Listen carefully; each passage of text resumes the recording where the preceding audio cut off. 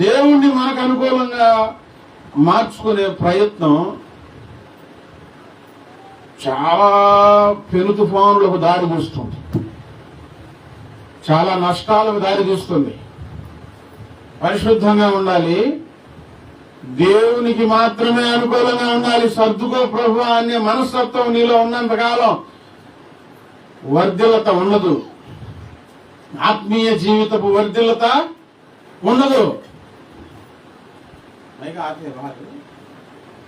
ఆత్మీయ జీవితంలో నువ్వు ఎన్నడూ ఎదగలేవు.